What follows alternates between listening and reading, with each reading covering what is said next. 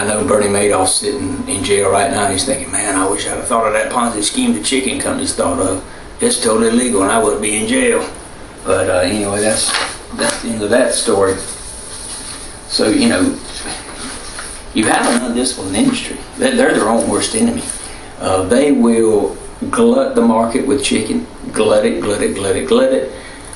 And let's see, I have run across 7 instances since 2008 where they had a emergency chicken buyout, meaning they couldn't give it away. They ran the damn plants at full capacity. At the end of the day, they couldn't give it away. And mostly it was dark meat, which the companies don't make a lot of money on. So they stuck the dark meat in the freezer, let the government buy it, while they sold their little premium stuff, made out pretty good and probably got a above market average price for the dark meat. And they want you to think they're doing something great, that they're giving it to the food banks and to the children. Well, hell, it's dark meat. That's like eating Haagen-Dazs with wings. What happened to childhood obesity and all that kind of stuff? But it's a damn racket. It's just another government bailout. They're propping these guys up 6 away from Sunday.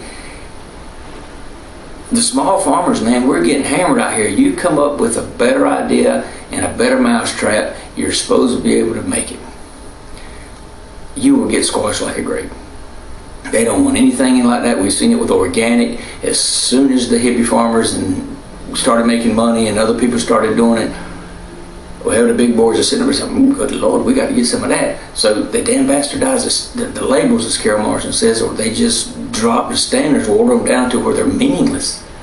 And so they can call themselves organic. Now, I made a joke. I said, I had my doors open at my farm one time and the chicken got out, and hell, the USDA came by and they labeled it free range. You sat down and you picked the bug and they labeled them organic. So it's that's ridiculous. And I have read things from the USDA secretaries from Carter, Clinton, and Bush, George W. Bush, all warning against, man, this thing's getting out of hand. It's going to be bad. Well, by God, we're here today. Our antitrust laws have been neutered for 30 years, and here's where we are. And it's just not agriculture. I mean, you're seeing it in everything. I mean, hell, our banks that were too big to fail, they're still too big to fail, even though they've been bailed out. What sense does that make? But we definitely live in a bizarro world. I really had no interest in politics a few years back, and what I found out is I wish I never would have started it. What I witnessed was not good. Oh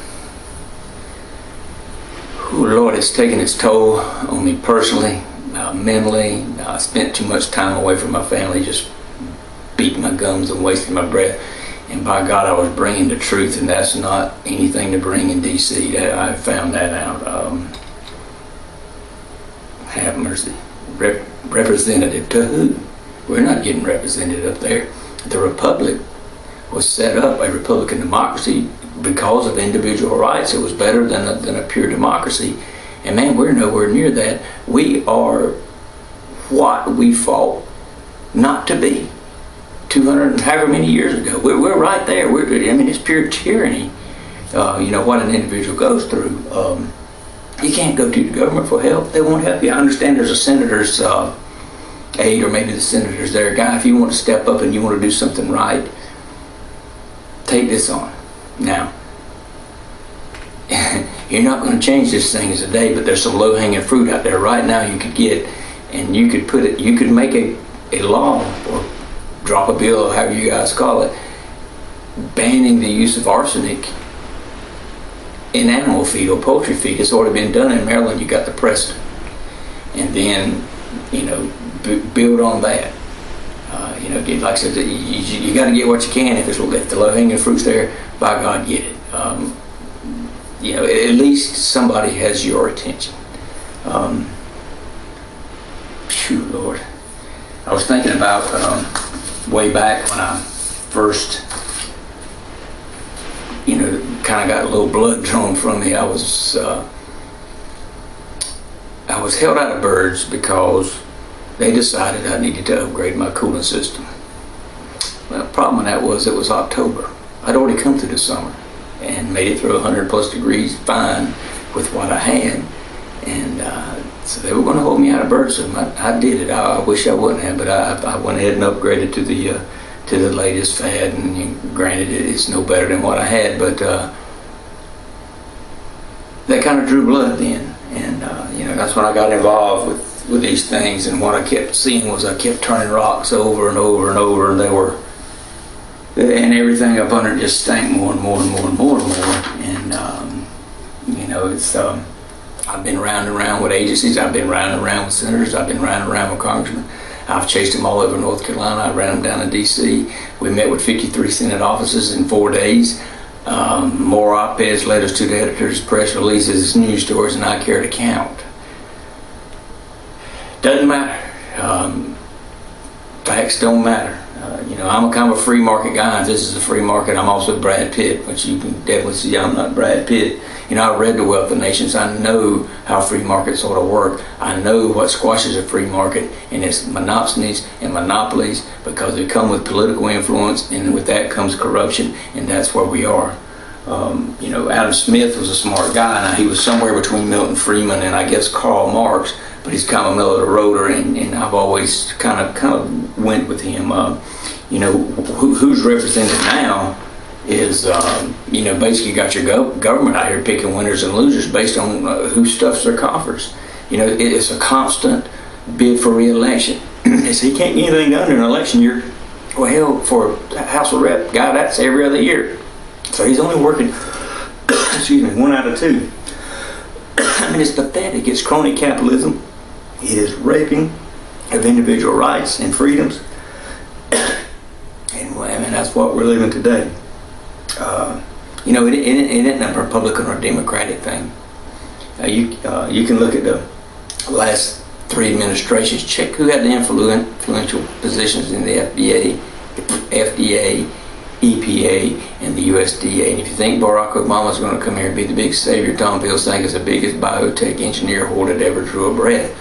And of course they have what's the dude's name? The FDA czar, Michael Taylor. Well, Monsanto lawyer, Monsanto lobbyist. He's writing policies that are Monsanto friendly. They're squashing those scientists. Those scientists begged Obama when he first came in office, said, "Look, you need to look in this thing. We're getting squashed and we're getting threatened, and the good science is just not coming out." I doubt anything's changed if Michael Taylor's a czar, but basically the bottom line is that these agriculture behemoths, they've got their own private government. The two-party system sucks. It has narrowed choices. It's narrowed our thinking, and sometimes you got to look not in the mirror. You got to take a glance out of the window. What's going to change this thing? Well, look to the person on your left. That's my right. And then look to the person on your right. Burn their faces in your brain. That's who's going to change it. You change it in your home. Only look for non-GMO stuff, because that will wipe out a ton of products. It doesn't take much, guys. Europe, there's no market for there anymore. And about 5 or 10% of the population started making noise.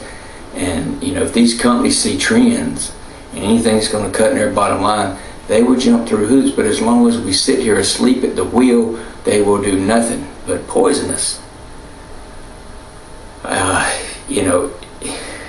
don't have a lot left in my tank anymore. I don't foresee myself making rounds in DC anymore. I'm gonna come back and start at a grassroots thing and then kind of bring it from the ground up instead of trying to trickle it down. I think we've all figured out that doesn't work from other things. There's a reason they call it the Laffer curve in economics, but yeah. So why do you keep right on and right on and right on? Well, the reason I do is this right here. They deserve better. We've sat here on our ass and let it happen. It's time to get off our ass and make some noise. And now I'm not talking about signing the damn internet petition. I'm talking about to change your home. And I'm talking about educate folks as many as you can. You're not going to win them all. screw the naysayers, and move on. Like I said, all it takes is a trend. It doesn't take them all. If it starts eating to a bottom line, these guys, the government's not going to solve it. The companies aren't going to change until we change them. So guys, I appreciate you letting me come here. Even though I wasn't live, I was Memorex. I'm going to try to join in the Q&A on Skype if it works. I know you guys are supposed to be getting some of that storm. I don't know when it's coming in. It's kind of windy and rainy here, but and sometimes Wi-Fi does not work so hot in the boondocks without a hurricane. But you guys be safe. I think I've been through maybe 4 hurricanes. They're not fun, especially if they come through at night. But hunker down. Make sure you got water, generators, whatever, some source of heat anyway that doesn't require electricity. And hopefully I'll see you guys next year. I kind of wish I was there, but this is kind of the best we could do. So like I said, I'll try to join you in Q&A. And Steve Izzo, I'll take a rain check on that dinner you owe me. Gotta go now. I got another seminar. We've got a Trophy Husband support group meeting in about 5 minutes. Later.